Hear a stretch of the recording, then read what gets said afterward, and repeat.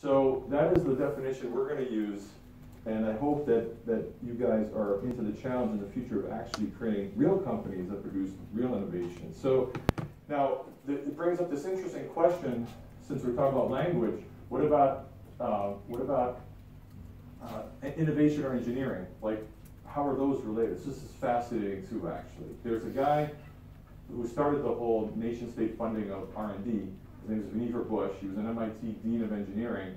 And Compton, who was the president of MIT at the time, in the 1930s, they went to Roosevelt and said, there's all this new physics coming out, and we need to invest in it, because in warfare that's coming, after World War I, by the way, all the smart people knew there was going to be another conflict. So that's another thing you start to realize. These guys are ramping up because they said whoever gets control of this new physics in warfare is going to win, right? So you hear stories about the Manhattan Project and all that stuff. Those are all under this gigantic umbrella that Vannevar Bush set up, right? And it's set up 10 or 15 years earlier. As you'll see, fundamental technology takes 10 or 15 years to get to the marketplace, right?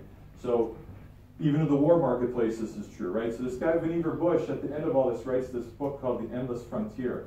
And he starts saying that nation states should invest in R&D, because what it did for warfare it would do for commerce, right? So the post-War II investment in the United States is completely related to this. So Bush, during his success here, finds it necessary to define an engineer, which I find interesting, because you are all assuming that you know what engineering is, because many of you probably think you're an engineer, right? But what is an engineer?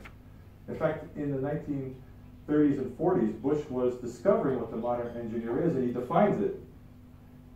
It's a quote from 1942. The engineer was not primarily a physicist or a businessman or an innovator, but someone who would acquire some skills and knowledge of each of these and be able to successfully develop and apply new devices on a grand scale. So that's an engineer in 1942. Well, wait a minute, that's like an innovator in 2017, right? So what happened? Well, what happened in the middle is a bunch of paradigms, industrial and more importantly, the information age paradigm, where there's an age of specialization. And the engineer becomes a technical specialist in this time, right? And we were just talking about this before, because today it's clearly moved back to the original definition, right? That to make things work, the processes that we just went through actually aren't just investigating a technology in a specialty way. It was the farthest from it. And that's not why Bell Labs is a great place. It's because Bell Labs had constant interaction with people making everything in the company, and there was constant feedback from the market internally, right? So we're going to go back to here. So, a good engineer has to understand physical science or biotech or whatever. He's got to be part businessman. Everybody ignores this definition, which cracks me up. And you have to be able to invent things too, right? So accepted definition back then. So we shouldn't resist today. I'm going to skip this, but basically, innovation process is the whole thing, all the way to the marketplace, and sometimes you need entrepreneurship to create new enterprise in order to fill a gap in that process. If you look at the straight silicon story I was just telling you about, it actually started in a large corporation, right? It moved to a university, went into a startup, back into large companies, right? So the organizational focus that we do today on this stuff is ridiculous, right? Forget about the organization, because over your lifetime, big corporations may have the sway, small companies may have the sway. What matters is the process, and the process often has to move across these boundaries, right? So I don't like to focus on big companies, small companies, whatever. Let's talk about what has to be done first, and you can apply it to the way the ecosystem is when you're in it. So to break this down in a simple way in innovation, we say, all right, there's three pieces that people typically are comfortable with. Market application is sort of the application of the technology in the marketplace. The market is using this thing in some valuable way in the marketplace.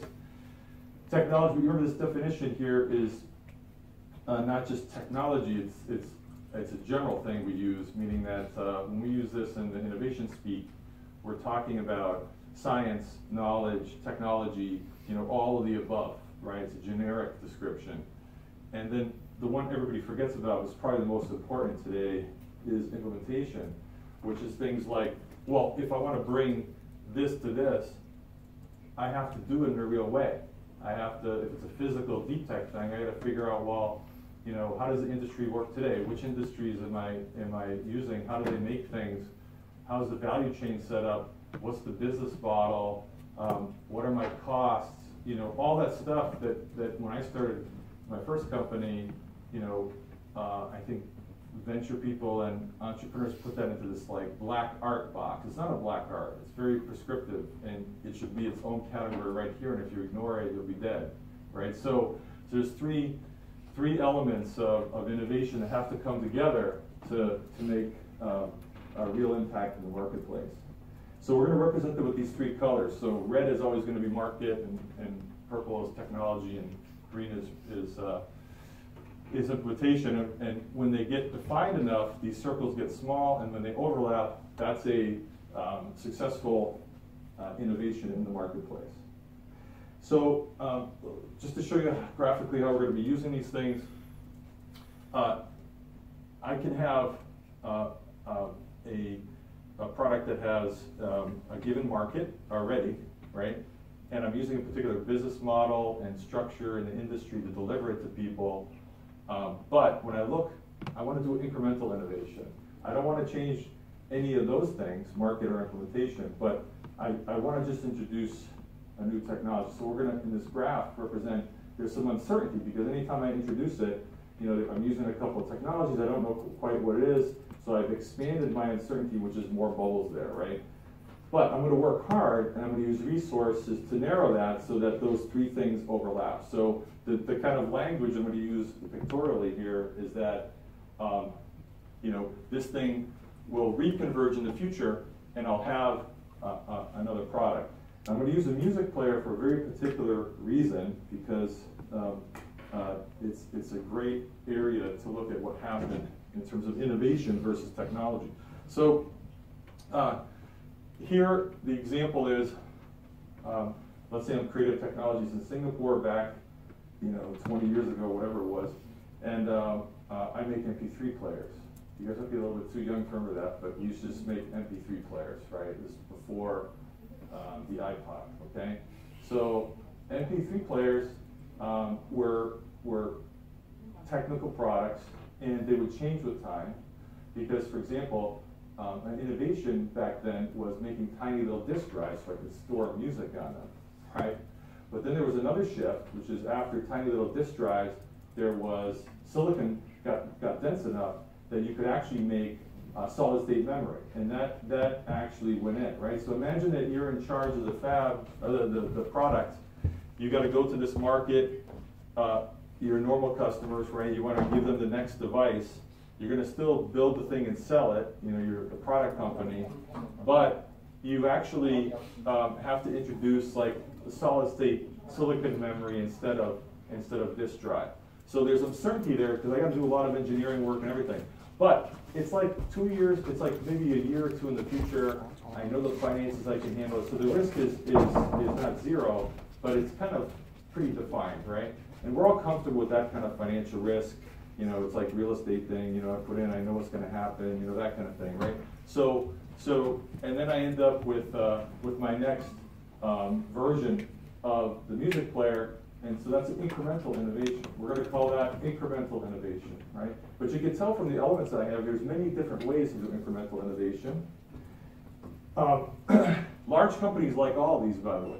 So it's because I can advance my products without taking too much risk. So here, I keep the same technology. This is the best. Large corporations love this one the best. I keep the technology the same, still the same business model, obviously, because I have a position in the industry. But I find another place for that innovation. So a good example of this one is that people don't realize that the Sony Walkman, which was the first portable music player, came about from a product called the Pressman. The Pressman was a product Sony made for media people, right? So they would interview somebody, and it would store the information on a disk, and they had a microphone, right? So all they did was remove the microphone and stuff like that, only have playback, and that was a Sony Walkman, right? So that's an example of, technically there's a few technical shit, but removing stuff is not a big deal. So they just retask it to a different market, and so then you can have incremental innovation that way. So you take the same technology, same business model, everything, but you find a new market basically for the same thing, right? So they love that, right? That's why the big marketing department's trying to find a new thing. But what everybody forgets about, a little bit more popular today because of what the internet's done, but is putting the uncertainty a little bit in the future into implementation, and that's the most common form of that is business model innovation. So you basically, in our case, you start to realize there's billions of factories by now around the world that can make all my stuff, but I built my brand name with selling music players, and so therefore I just don't need to do all that capital investment myself anymore. I can let someone else do that. I can focus on what I want to focus on. So I switch and I go from being a product company to maybe more of a licensing or brand company or whatever, and that's a shift that way. But technology and market are the same, right? So that's incremental innovation where those three elements, I introduce uncertainty into one of them. So the question becomes, why did Apple end up coming into this market late and dominating, right? And it's pretty obvious why. It's because Steve Jobs, being a central innovator that can introduce uncertainty into multiple areas at once, introduces uncertainty into implementation and technology simultaneously. So people think that we developed some technical thing and then he figured out how to deal with the music industry or whatever. It turns out that there's no way, in an efficient way you can converge on that. You have to be doing all of them simultaneously. So he's sitting there, he's looking at these different markets, looking at the business model in the music industry, and simultaneously he's thinking about this device, but it's not clear how they're going to converge yet. But he's completely comfortable taking all that data and trying to see how they're going to overlap. That's the key, right? The problem with the MP3 player companies is they're like, well, the music industry, right? We're just going to put uncertainty into technology and we'll keep on selling these devices, right? They don't feel that they have the expertise or the will or the gumption to have uncertainty in going to the music industry and simultaneously saying, hey, why don't you shift your business model, right? So that's the difference, right? People like to think about design and everything and all that, and it started this whole design thing. If that were true, it'd be easy to revolutionize every field, right? So what he's doing here is introducing uncertainty in technology. The way he did this, by the way, is look at his suppliers. He would ask his suppliers, what are you supplying me today? But then he would ask them, what do you have in R&D? That means that if I look towards the future, I can imagine different combinations. So I can think better about future products. And then he's working with multiple industries, figuring out, hey, you guys are getting killed by the free transfer of software everywhere. So 99 cents sounds pretty good to me. I mean, obviously there's a lot of discussion on this, but while it's happening, and of course he's anticipating actually that there's probably a bigger market here once you make the device with these things, right? So indeed he converges here, and there's some things you can definitely do to interfere with this process. We'll skip that. So you can take what I just did. I just showed you guys that incremental innovation, right? And I showed you how Steve Jobs did a medium scale innovation by introducing uncertainty into two areas. So it's only logical then that if you look at Bell Labs type stuff that we're doing, right?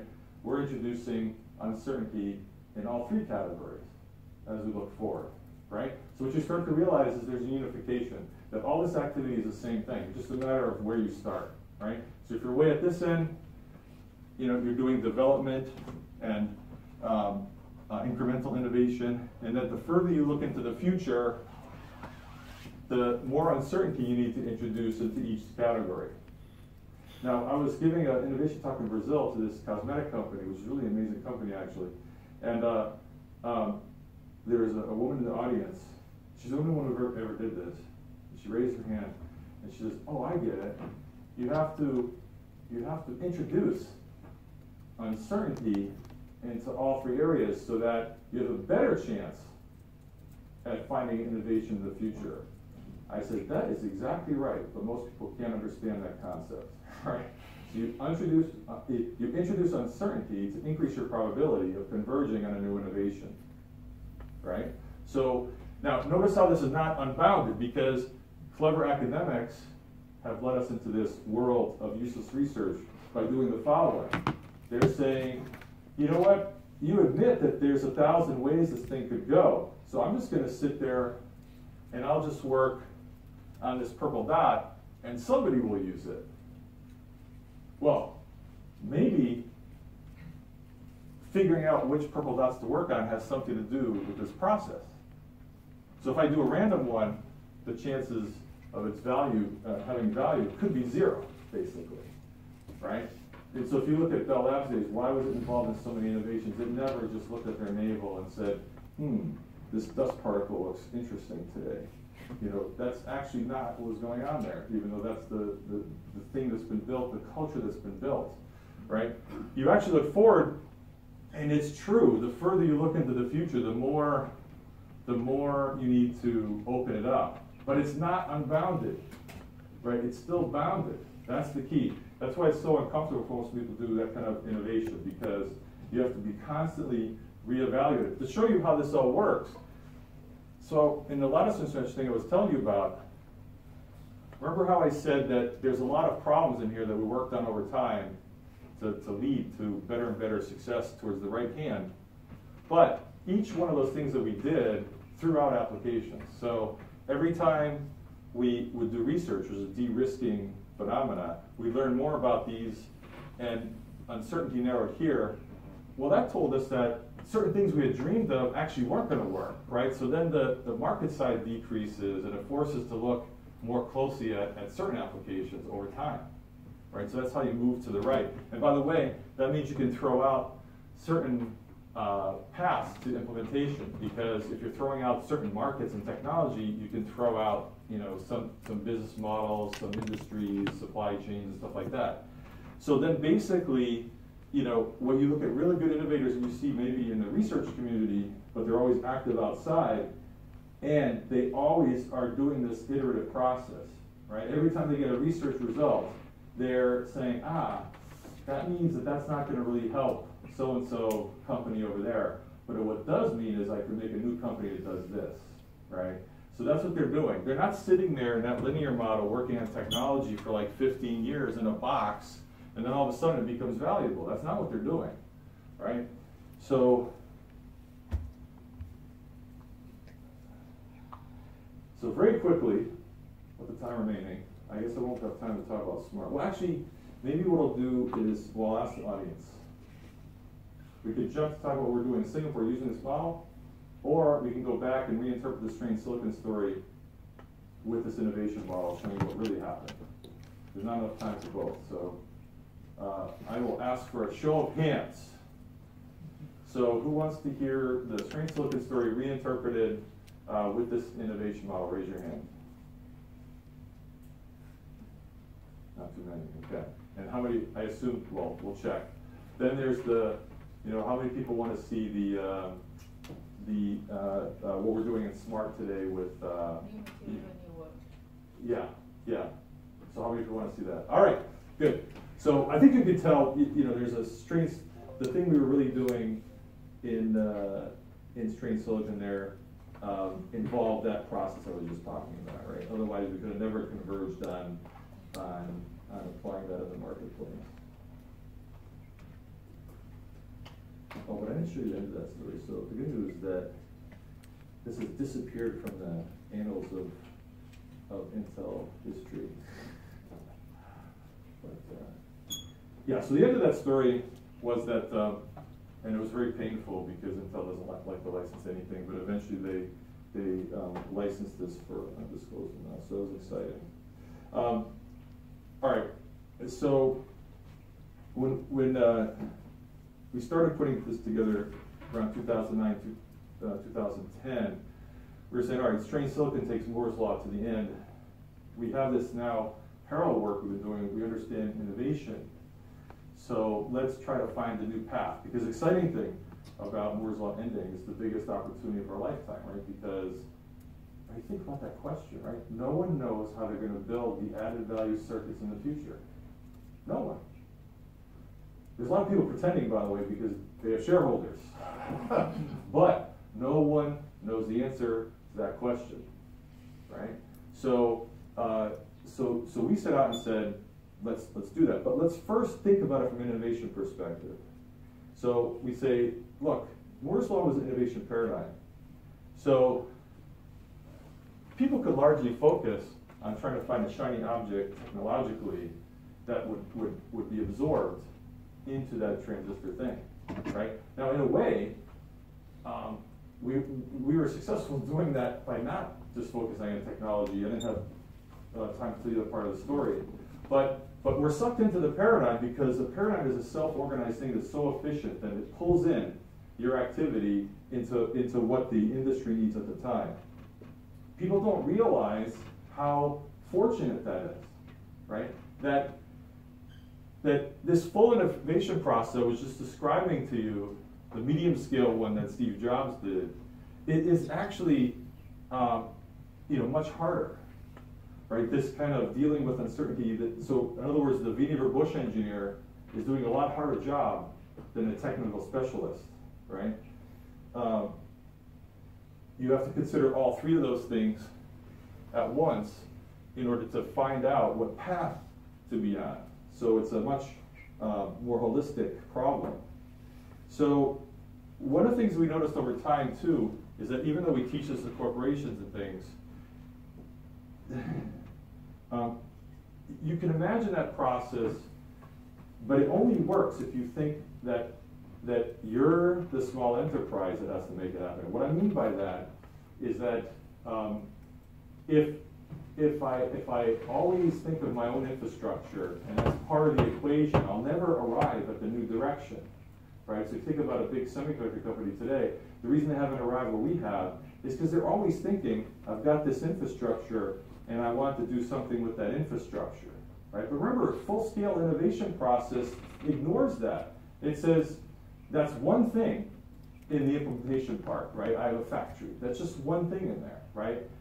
So the way to get beyond that problem is don't think of yourself in that enterprise, and you have to think about yourself as, if I'm a new enterprise and I'm going to create that new circuit in the future, how the heck am I going to do that, right?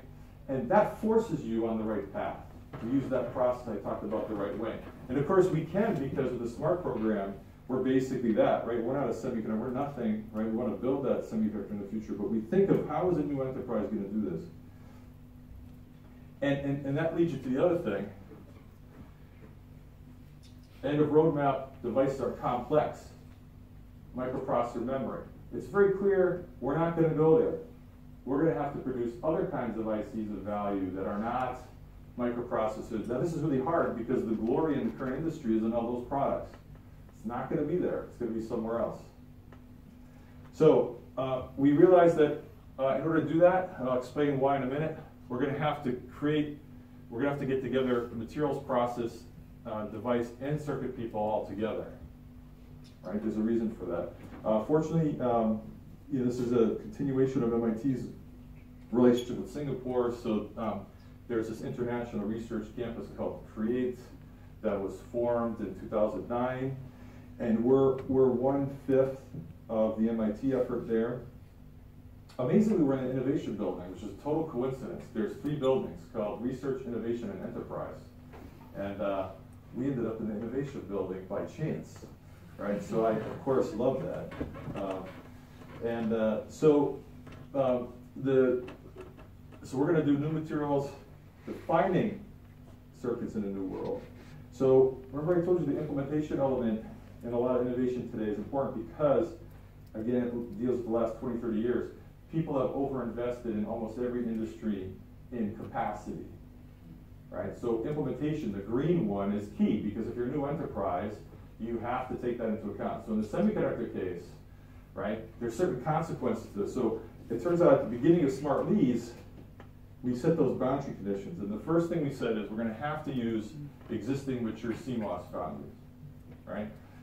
meaning that it exists, right? And if I build any electronic system, that's going to be there, right? CMOS is going to be part of it, right? So I have to use those foundries, right? But I already run into a problem because the second bullet is, well, to explore new things, I have to run R&D processes, which a foundry is a manufacturing facility, so you can't run R&D processes in there. We did that when we had to commercialize strained silicon, and it's very painful, right? So you can't do that. So another inconsistent thing is I got to be able to run small batches. Foundries are manufacturing places, I like to run big batches. And for innovation model, I need to insert a lot of different technologies to look at different markets. Remember, that's the innovation model I just showed you, right? So you can already see how uncomfortable this is because you're kind of building up this thing like, I just might as well retire, right? So you have to, you can't assume that just because I really love gallium nitride, I just love it, that's going to be the most important thing. And by the way, it's interesting because these programs, I have like 8 faculty that I put together for this, right? And I want some specialists in these areas. Each one of those faculty says their material is the most important one. You don't need all the other faculty, right? And of course, my job is to actually have a process which does this and reveals the truth, right? Regardless. What's that? To break the silos. To break the silos and to reveal the truth. And guess what? Every progress that we make is inconsistent with the research subfields. So partway through this, I have the faculty saying to me, wow, this is really exciting. Those are really good problems, but when I go to conferences, nobody's interested in that. I said, yeah, that's called being a leader, right? And so but it's tough because when you have junior faculty, right, that are supposed to be doing this stupid KPI thing and write useless patents and useless papers, how do you reconcile those? My attitude was, I don't care about those things, right? Now, I can only do that, by the way, because of MIT's umbrella in Singapore, right? A normal Singapore professor is under that same KPI thing, right? So I think that the MIT structure in Singapore is key to being able to do, what we did actually. So you have to have a short cycle time. This is one we're still working on. We got the whole thing working now, but the cycle time is a little bit too long. And the reason we know that, by the way, is because we already have customers interested, right? So we got to work on that one. But here's another significant thing that we did was we said we have to work within the silicon design environment. There's material science programs in the United States that are saying, oh yeah, this is all over. We're going to rebuild the whole thing, right? Oh, okay, yeah, that's right. We're going to rebuild Cadence and Synopsys and everything else and some future vision so that your little favorite field of research can be used. It's ridiculous. It's never going to happen. In fact, if you look at the cost of the hierarchy, this is the last thing you're going to change, right? That is how people design products. They design products with Cadence tools. So it's like saying, oh, I'm going to throw out all my product designers in the world so that I can play with my favorite material, right? That is never going to happen, right? So you have to use this silicon design environment in order to do all these things. There's just no way you'll ever get to product without it. And because there's no human resources you need lots of human resources to design product. So, and you have to have a viable commercial model that can get investment. So the exciting thing, even though this is a big uncertainty in implementation area, and it's one of the main things we worked on in SMART, it is actually a restart competition to find the next paradigm in integrated systems. So that's very exciting. So I think I kind of now can do this pretty quickly. We started off, well, our problem is that basically it's almost all market spaces when we started because we don't really know the market for the new circuits, right? However, remember I told you there's something here which is at least I could throw out microprocessor memory, right? So we know, or FPGAs or any of that. Those are all out. We're not going to look at those, right? So that's good. We decided to focus on 3.5 materials because the process we adopted, we can insert almost anything, but we chose 3.5 materials because of this sort of expanding the technology space and the market space, which is that they could be useful in so many different end markets, right? The combination of 3.5 materials with CMOS allows you to potentially design products in a lot of different market spaces. So it's got that uncertainty, but the chance of hitting one's much higher. So we're focusing on particular devices in here. Over time, this narrowed because you got to think about what defect density do you need for particular devices that would go into certain circuits, right? And then we had this problem with the foundry. How do we do this? And the bottom line is we converged and decided that if you're avoiding microprocessor memory, that actually 8-inch fabs, which are also lower research costs, can be used to create all of these other kinds of ICs, because you just need good digital silicon, right? And you want to combine that with the advantageous properties of 3.5. So over time, this thing has converged, and actually, this is an old view graph, it's now converged in a very particular product area with the first focus. So that's exciting. So how does this innovation process go forward? All those constraints, how do we bring them together? Obviously, there's a lot of work going on here, but I got to give you somewhat of a linear view because you can't talk about everything. So this is where we ended up partway through. Here's what we're going to do. How do I not touch the foundry? Well, the front end of the foundry makes all the high temperature silicon devices. The back end of the CMOS, remember, is the interconnection, the layers of dielectrics and the metals that interconnect all the transistors, right? So one is an interconnection scheme, the other one is to make the devices, right? So it's pretty clear if we want to add these new devices, for a lot of reasons, it's got to go into the middle. And so what we did was we chose to focus the resource and smart to build a facility so we could build that middle step inside our lab in Singapore. Now, to give you an idea that there's never the faint of heart here, nobody in Smart did this before, but we spent 50% of our entire 5-year budget in the first year, right? So this process never comes without risk, right? Now, the good thing is, because the MIT umbrella, the crazy Gene do that, right? So, I just wanted to say that because, if you're planning these stupid programs for R&D where everything's the same every year, you'll never have innovation, right? It can't. And in fact, now we're counting the problem, it has to go up exponentially. You've got to figure out how you do that between the, university and industry interface, right? But, so we built this thing, and that's how we're doing it. And we decided to focus on very mature silicon that's advanced enough that our designers can build cool product, but we don't want to have the CMOS side be variable right now. So this is, if you guys don't know, 0.18 is a very common design platform for many, many trailing edge CMOS products. And this is actually a real chip. This is a test chip that is coming out with multiple technologies that's on the right side. So how do you do that? So now you got to put all these factors together. So what we do is we build the transistors on this top silicon layer. What we do is we put an SOI wafer into a conventional process flow. So